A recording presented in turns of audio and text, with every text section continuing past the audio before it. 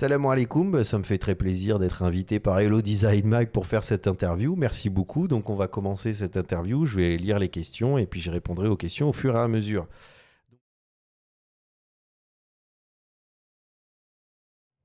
Donc je suis Younes Duré, né à Casablanca au Maroc d'une mère marocaine et d'un père français. J'ai fait mes études de design à l'ENSI Les Ateliers, l'École nationale supérieure de création industrielle à Paris.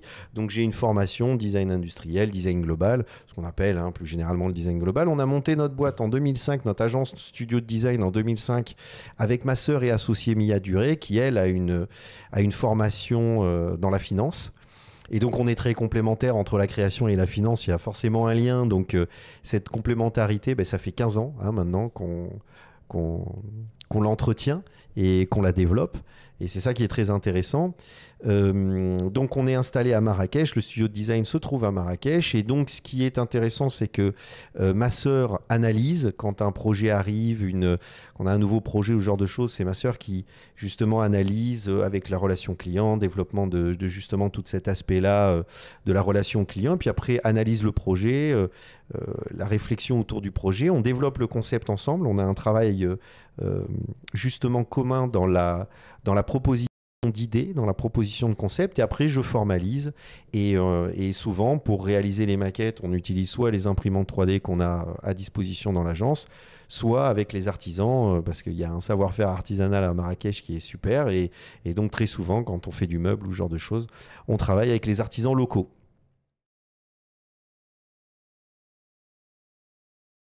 Mon métier, je le décrirais vraiment comme trouver des solutions. C'est-à-dire que ce soit pour un objet, par exemple si vous dessinez une montre ou vous dessinez une chaise ou une assise, c'est apporter des solutions, apporter une intelligence dans l'objet qui va améliorer son ergonomie, donc améliorer le quotidien des gens, c'est-à-dire avoir quelque chose qui participe à ce quotidien et qui va essayer de trouver des solutions intelligentes pour améliorer ce quotidien.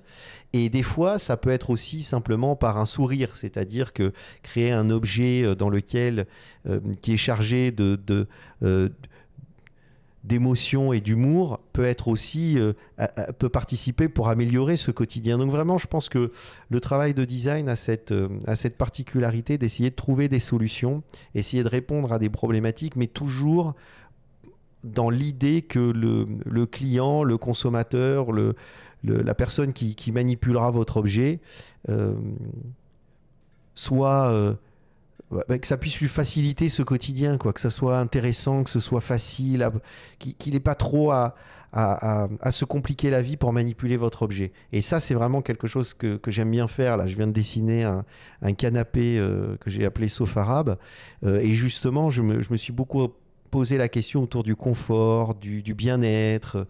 Et donc, j'ai essayé à travers ce canapé d'apporter ces solutions-là tout en essayant de lui amener une esthétique proche de notre civilisation, de notre histoire.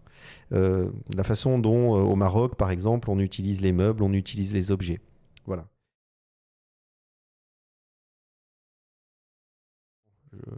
Est-ce que j'aurais pu faire un autre métier que designer? Franchement, je pense pas, parce que c'est vraiment le métier qui me correspondait le plus, parce que je l'ai déjà expliqué dans mes vidéos de mes bricolos, justement, sur YouTube. J'ai une chaîne où je parle de ça assez toutes les semaines, en fait. Je parle d'un thème et des fois, généralement, c'est les actualités du design, mais des fois, ça m'arrive de parler de mes projets ou de mon parcours. D'ailleurs, les dernières vidéos, je parle de mon parcours. Et en fait, j'ai toujours aimé les sciences, les maths, la physique, tout ça, ça m'a toujours passionné. La mathématique des choses me plaît. Et à côté de ça, je dessinais énormément et je dessine toujours énormément. Donc le design, c'était vraiment ce lien entre penser l'objet, le calculer, le réfléchir, mais aussi toute cette forme de création qu'on a autour de l'objet et qui nous permet de laisser aller cette créativité, de l'exprimer dans un objet, voilà, ou dans un espace, si on dessine un hôtel, un restaurant ou ce genre de choses.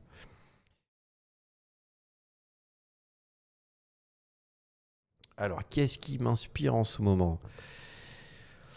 Euh, En fait, je ne peux pas dire qu'il y ait quelque chose de spécifique qui m'inspire. C'est-à-dire ce que j'aime faire, en tout cas, c'est me balader un petit peu partout et me laisser surprendre par ce qui se passe autour de moi.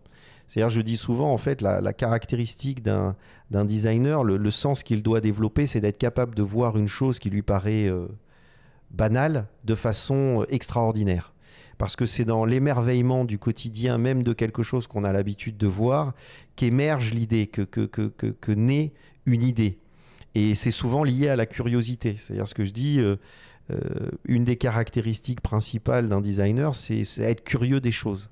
Après, c'est l'obstination, c'est la persévérance, parce qu'il faut essayer de poser la question et puis d'essayer de trouver des solutions pour après la formaliser. Donc, mais la curiosité est une caractéristique. Donc, je suis un peu curieux de tout, en fait. C'est-à-dire que je discutais avec une amie hier qui a une usine de couteaux depuis 5 générations de fabrication de couteaux. Et je connais rien, moi, dans les couteaux. Mais j'ai trouvé ça absolument passionnant. J'arrêtais pas de lui poser des questions parce que c'est une histoire qui est fascinante. En dehors d'un savoir-faire qui est transmise d'une génération à l'autre, il y a aussi une histoire de famille derrière. Donc il y a plein de choses de réflexion autour d'une pratique et voilà, de comment cette pratique est arrivée, d'où et comment elle a été transmise. Moi, je trouve ça formidable. Donc voilà, tout m'inspire. Je suis curieux d'absolument tout. Donc après, c'est vrai que j'ai cette sensibilité pour la civilisation islamique. C'est vraiment quelque chose qui me plaît énormément parce que je trouve qu'il y a une intelligence dans la compréhension de son environnement, des objets, de la matière, de l'esthétique par le motif, etc. Donc et de la mathématique du motif, justement, c'est rigolo. Mais voilà, donc ce sont des choses qui me passionnent aussi. Mais c'est un peu tout finalement. Dès qu'il y a une histoire à raconter, je suis là pour l'écouter. Voilà. Ça, c'est une bonne question parce que c'est souvent une question qu'on me pose. En fait, moi, je suis fier de la réalisation qui arrive, pas des réalisations qui ont été faites. Parce que, justement, ce qui me plaît, c'est l'enjeu des créations. C'est les créations qui vont arriver, sur lesquelles je travaille en ce moment, ou qui émergent dans ma tête. Et je me dis, tiens, je vais travailler là-dessus bientôt. C'est très intéressant. Il y a quelque chose qui se passe. Tout ce qui a été fait, pour moi, ça y est, c'est fait. C'est sorti de moi. C'est quelque chose qui est derrière moi. Donc, je suis fier. Finalement, si on peut parler comme ça, parce qu'évidemment, il y a cette fierté, mais cette fierté d'avoir cet appétit pour la création et de toujours d'avoir cette volonté et cette impulsion créative que j'ai et qui me plaît énormément. Donc, je suis fier de cette impulsion créative d'une certaine façon. Donc, c'est ce que je suis en train de faire en ce moment et des produits que je suis en train de développer. Effectivement, il y a une excitation qui est très vraiment très sympa, quoi, qui me rend fier parce que qui m'alimente, en fait, en gros, si je peux l'expliquer comme ça. Maintenant, des créations que j'ai faites dans le passé, voilà, elles ont eu ce moment-là aussi. Elles m'ont rendu fier au moment où j'étais en train de les créer. Mais maintenant, c'est ce qui arrive qui me passionne. C'est pas ce qui est passé. Voilà.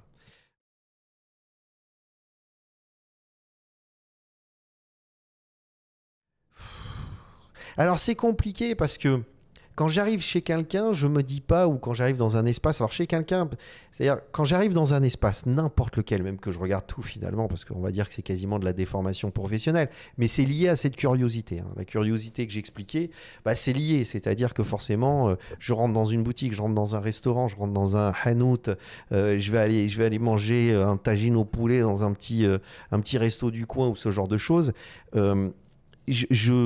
J'observe tout ce qui se passe autour de moi et je suis curieux de la façon dont ça se passe. Donc forcément, c'est pas arriver chez quelqu'un où c'est constamment en fait finalement que je m'intéresse et que j'essaye de comprendre les choses. Donc j'arrive rarement avec l'idée en me disant ah mais c'est toujours systématique, on a toujours tendance à faire ça alors qu'il faudrait faire ça. Parce que j'ai plutôt l'esprit ouvert en me disant tiens, ils l'ont fait différemment, est-ce que c'est mieux ou moins bien? Et après, je me fais un avis dans dans la manipulation de ce qui a été proposé, dans l'expérimentation de l'espace, dans la manipulation de l'objet, etc. Maintenant, il y a quelque chose, un dénominateur commun, quand même, que je remarque, qui est souvent la lumière. C'est-à-dire que j'ai l'impression, quand je vais dans des restos, quand je vais dans des espaces et tout ça, je trouve que la lumière est souvent mal travaillée. C'est-à-dire que ça, c'est un dénominateur commun. J'ai l'impression que la matière lumineuse est complexe, ça c'est vrai, et on n'y pense pas forcément au début parce qu'on pense souvent à l'objet, parce que la lumière est une matière immatérielle, donc qui est complexe à travailler. On sculpte avec la lumière, mais on sculpte un objet par une ombre, si on veut la contraster, etc. Mais la matière n'a pas de densité. Donc, je remarque souvent que quand je vais dans des espaces ou quand je regarde un objet ou peu importe, le travail de la lumière sur l'espace, sur l'objet, est souvent en arrière-plan. Alors qu'en fait, finalement, elle est très importante parce qu'elle donne une appréhension d'un volume et d'un espace, une appréhension d'une œuvre, une appréhension d'un objet, d'une sculpture, enfin peu importe, qui est énorme. Et donc, c'est vraiment, voilà, si je me dis...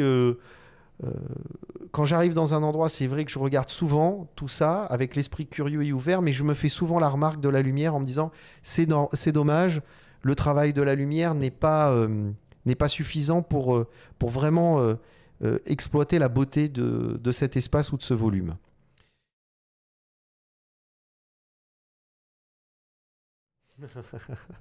Un indispensable pour créer. Bon, alors c'est un cerveau.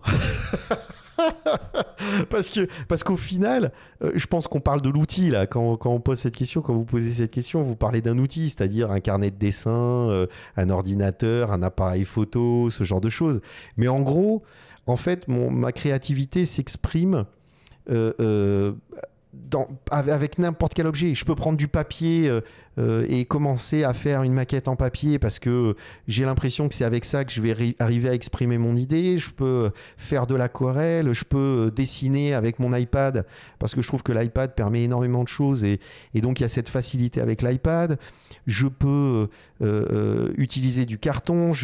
Enfin, ce que je veux dire par là, c'est que tout ça, ce sont des outils de la représentation, enfin des outils de la création.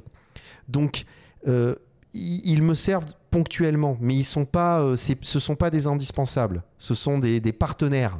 Voilà, mais ils ne sont pas indispensables. Si je n'ai pas un carnet de dessin, je vais trouver quelque chose pour créer mon idée. Donc finalement, voilà, ce sont des outils de la création. Donc je dirais c'est un indispensable pour créer, c'est toujours être curieux des choses, toujours s'intéresser aux choses, toujours se mettre dans des sortir de sa zone de confort et essayer d'aller vers quelque chose qui va justement vous surprendre.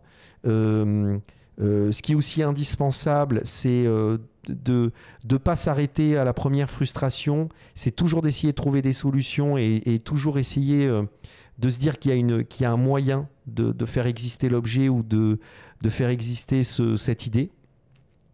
Et après, de le formaliser, de produire. Voilà, c'est aussi indispensable pour créer. C'est aussi cette idée de produire. Et là, c'est là où toute la merveille et toute la chance que j'ai de vivre à Marrakech, c'est d'être accompagné par des artisans qui sont vraiment extraordinaires dans l'expression d'une idée, quoi. Voilà. Donc, c'est les indispensables. C'est pas autant un outil, c'est un engagement.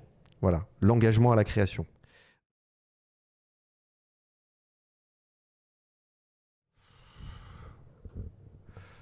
Ouais, j'en sais rien du tout, les amis. Un objet dont je ne peux pas me passer, je sais pas, une paire de baskets. Non, j'en sais rien. Un objet dont je peux pas me passer, je sais pas du tout. Je sais pas du tout. Parce que je me suis retrouvé dans des endroits avec des trucs que j'avais pas à disposition. Bon, bah, je me suis débrouillé, quoi. Donc, franchement, là, cette question, je peux la dire. Bon, après, bien sûr, on peut dire un crayon à papier. Moi, ça m'est arrivé combien de fois sur un chantier de prendre un morceau de plâtre et de dessiner un truc sur le mur en béton pour exprimer mon idée. Tu es sur un chantier, tu as un mec qui fait un plâtre, il te pose une question, tu n'arrives pas à lui expliquer à l'oral, bah, tu casses un morceau de plâtre et tu viens le dessiner à même le béton, ça marche très bien. C'est pas précis, mais ça marche très bien. Voilà. Euh, avec-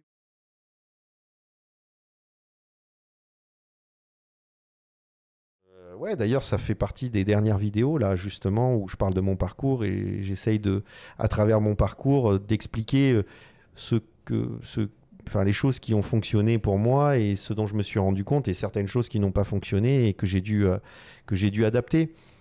Je dirais en fait, c'est vraiment ces trois critères qui sont énormes, qui sont la curiosité, développer sa curiosité, être toujours curieux de tout et poser les questions quitte à passer.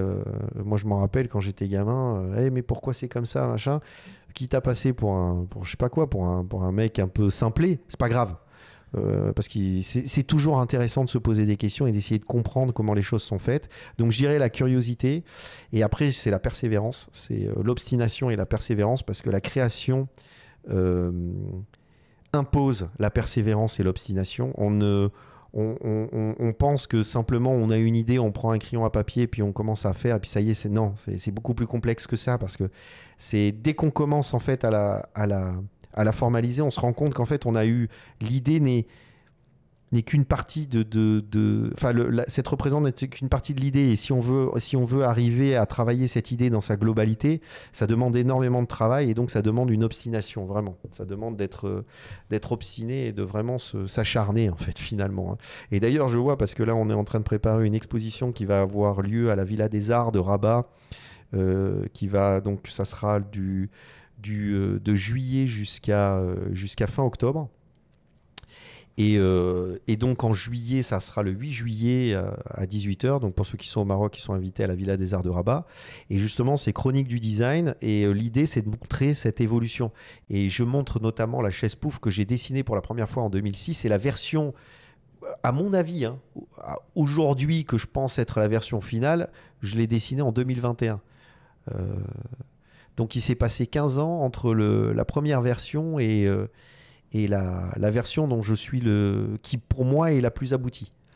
Et avec je sais pas combien de versions intermédiaires, et c'est ce que je vais présenter à la Villa des Arts. C'est pour ça que je prends cet exemple pour expliquer cette obstination et cette persévérance. Et le dernier point, c'est produire. C'est-à-dire que ce qui fait la différence, c'est pas de dire ah j'ai plein d'idées, c'est de montrer par des objets, par du concret, les idées que vous avez eues. Parce que c'est ce qui fait la différence. Et tout le monde peut avoir des bonnes idées, hein. Moi, souvent, ce que je raconte, c'est les meilleures idées, c'est ma mère qui me les a données, hein. Parce qu'elle était là, on était à table dans une discussion, elle disait ouais, mais il faudrait faire ça comme ça. Et je dis, ah, c'est hyper intéressant. Et c'est là-dessus que je commençais à travailler. Et, euh, et donc, je ne peux pas revendiquer la paternité de l'idée. C'est simplement que ce qui fait par contre une différence, c'est que ma mère peut pas, elle n'a pas les compétences et la connaissance pour formaliser cette idée. Elle peut l'exprimer, mais elle peut pas forcément la, la réaliser. Alors que moi, c'est vraiment mon métier. Et donc, c'est dans la réalisation que l'idée prend sens et qu'elle existe. Donc, pour toutes les personnes, justement, qui se disent « Ah, j'ai plein d'idées ben, », passer à la fabrication, à la production, dans le sens où faites vivre ces idées-là. Il y a toujours des solutions. Et si vous ne savez pas comment faire, il y a plein de choses qui existent sur Internet, il y a plein de livres, il y a plein de cours qui vous expliquent finalement comment passer d'une idée à un objet, à une réalité. Voilà. Ben voilà, c'était la dernière question. Donc merci, hein, merci beaucoup. J'espère que cette interview vous a plu. Et puis à très bientôt. Merci. Et puis oui, bien sûr, si vous voulez voir mon travail et tout ça, hein, younesdesign.com, designmaroc.com, nesradio.com, parce qu'on bosse beaucoup avec ma sœur sur plein de choses. On aime bien expérimenter de nouveaux champs créatifs, donc venez découvrir mon travail sur mes différents sites internet, les vidéos, alors Instagram bien évidemment, si vous voulez voir les dernières actualités, parce que j'utilise les stories d'Instagram pour en parler, Twitter si vous voulez, et puis après cette chaîne YouTube, mes bricolos, Younes Duré. Voilà, donc j'espère que cette interview vous a plu, et puis je vous dis à très bientôt. Slamar à tous, au revoir.